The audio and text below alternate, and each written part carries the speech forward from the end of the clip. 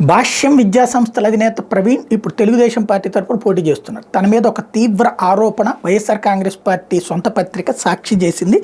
దానికి సమాధానం ఆయన ఏం చెప్తారో చూడాలి. భాష్యం విద్యా సంస్థలు సంబంధించి ఫీజుల కోసం విద్యార్థులు వేధిస్తున్నాయంటూ 2 తెలుగు రాష్ట్రాల భాష్యం విద్యా సంస్థలకు బ్రాంచులు ఉన్నాయి. ఈ నేపథ్యంలో పల్నాడు జిల్లా పెదకూరపాడు శాసనసభ నియోజకవర్గం నుంచి భాష్యం విద్యా సంస్థల అధినేత ప్రవీణ్ టీడీపీ తరపున పోటీ చేస్తున్నారు. దీంతో ఎన్నికల ఖర్చుల కోసం అంటూ ఆ విద్యా సంస్థలో చదివే విద్యార్థులను వేధిస్తున్నారు.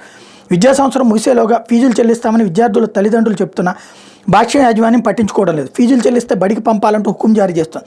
దీంతో విద్యార్థుల తల్లిదండ్రులు తీవ్ర ఆవేదన వ్యక్తం చేస్తున్నారు. అనంతపురంలో భాష్యం స్కూల్ ఉంది. అధినేత ఎన్నికల ఖర్చులకు డబ్బులు అవసరమని పైనుంచి ఆదేశాలు రావడంతో ఫీజుల కోసం సిబ్బంది విద్యార్థులు తీవ్ర ఒత్తిడికి గురి చేస్తున్నారు. ఫీజు చెల్లిస్తేనే మీ పిల్లలకు బడికి పంపండి, లేకుంటే పంపద్దని తల్లిదండ్రులు కరాఖండిగా చెప్పేస్తున్నారు. ఈ నెల 6వ తేదీన 1 నుంచి 9 తరగతుల విద్యార్థులకు వార్షిక పరీక్షలు ప్రారంభమై ఈ పరీక్షల ప్రారంభానికి ముందు ఫీజు చెల్లించిన వారినే పరీక్షలకు అనుమతిస్తామని భాష్యం యాజమాన్యం తేల్చెప్పింది. దీంతో చాలామంది తమ పిల్లల భవిష్యత్ దృష్ట్యా ఫీజు మొత్తాన్ని చెల్లించారు. ఉన్నట్టుండి ఒత్తిడి చేయడంతో మరికొంతమంది తల్లిదండ్రులు ఆవేదన వ్యక్తం చేస్తున్నారు. అయితే పూర్తి ఫీజు చెల్లించలేదని నెపంతో 10 రోజుల క్రితం అనంతపురం భాష్యం స్కూల్లో దాదాపు 50 మంది విద్యార్థులు రోజంతా సిబ్బంది ఒక గదిలో నిర్బంధించారు. తరగతుల్లో కూర్చోబెట్టకుండా వారందరినీ ఒక గదిలో కూర్చోబెట్టారు.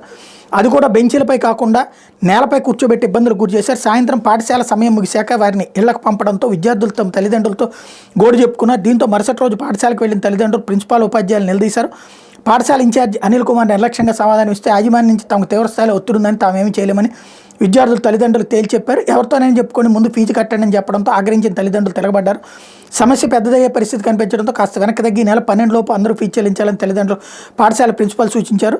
ఈ ఘటన ఆలస్యంగా వెలుగు చూసింది. విద్యాశాఖ ఉన్నతాధికారులు స్పందించి విచారణ చేపడితే భాష్యం పాఠశాల యాజమాన్యం చేస్తున్న అరాచకాలు మరిన్ని వెలుగులోకి వస్తాయని విద్యార్థులు వారి తల్లిదండ్రులు చెప్తున్నారు. ఎదుటి వాళ్ళ ఆర్థిక మూలాలను దెబ్బకొట్టేటటువంటి ప్రయత్నం ఇది వైఎస్ఆర్ కాంగ్రెస్ పార్టీ ఒక నారాయణ విషయంలో చేసింది, ఇప్పుడు భాష్యం విషయంలో కూడా చేస్తోంది. ఎందుకు అంటే ఫీజు కట్టకుండా ఏం చేయాలి?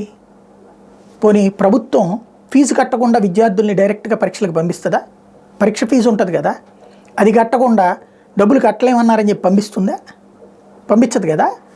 అక్కడ వాళ్ళు కట్టకపోతే వాళ్ళని ఒక హాల్లో కూర్చోబెట్టారంటే పనిష్మెంట్ నెలల తరబడి చేసినటువంటి సమయంలో సరే, అక్కడ భాష్యంలో అంత అవమానం గురవుతున్నా అక్కడికే వెళ్ళారు. ప్రభుత్వ పాఠశాలకు రాలేదంటే, ప్రభుత్వ పాఠశాలలు నమ్మట్లేదంటే అది ఆత్మవిమర్శ చేసుకోవాలి ప్రభుత్వం. కానీ భాష్యం అధినేతని టార్గెట్ చేస్తున్నట్టు కనబడుతుంది. ఇది అంతకు మించి మరేం లేదు.